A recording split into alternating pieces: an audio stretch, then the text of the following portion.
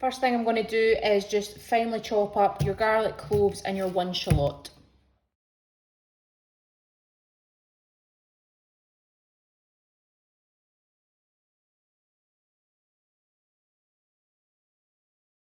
So once you've chopped up your shallot and your garlic, we're going to keep them separate because we're going to add the shallot into a pan first with your 50 grams of butter, soften them off, and then add the garlic for another couple of minutes. So that's the butter melted. We're just going to leave the shallots to soften, and then we're going to go on to prepping the potatoes. Now we're going to cook the potatoes in the same baking dish as the fish. Everything is going in the oven. So I've lined a baking tray with tin foil, and we're going to throw the potatoes in here when they're ready. So I've just weighed out my potatoes here, and all I'm going to do is get the potatoes and prep them. You can half them or quarter them, totally up to you. So just so you can see, I'm facing them all down just now, just so that the liquid can be absorbed by the open section of the potato. I've then dissolved my half stock pot in your 150 mils of water. Into the stock pot, you're going to measure out your 2 tablespoons of lemon juice and your teaspoon of Dijon mustard.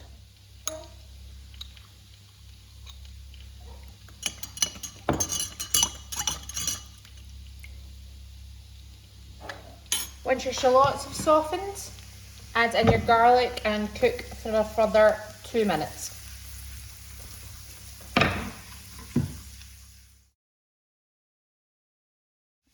Once that's been a couple of minutes, add your wine and cook off the alcohol.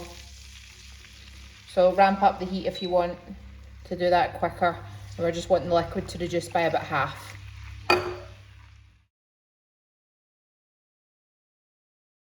Once that's reduced by half, add in your cream and just stir through. And I missed out that section there, but I've just added in the stock with the lemon juice and your Dijon mustard to that sauce as well. And then all we're going to do is pour the sauce over the potatoes, give them a part cook, add the fish, and then stick that in for a bit longer, and then add the samphire because that only needs a matter of minutes. So potatoes, add in the sauce, put in a preheated oven to 200 degrees for 20 minutes.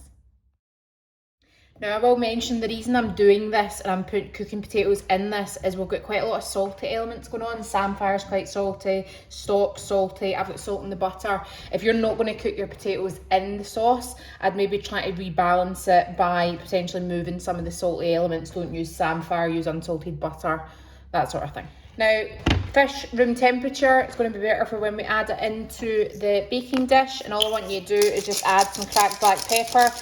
In my opinion, don't need salt, as I said, because you've got quite a lot of salty elements in the dish already. So just prep that to go in once we've cooked the potatoes for the 20 minutes. So that's the potatoes out the oven. What we're going to do is just push them round the side. So we're going to stick the fish in the middle. Looking good though. And then you're going to place both fillets of halibut in the middle and stick that back in the oven.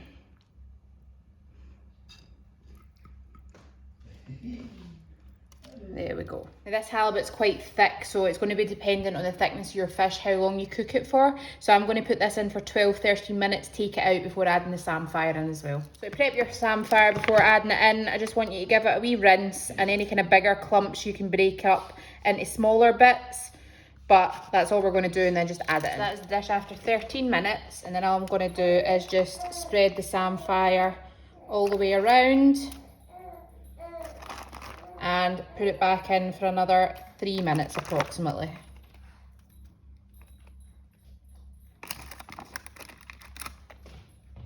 And that is the finished dish, and then we're just going to plate up.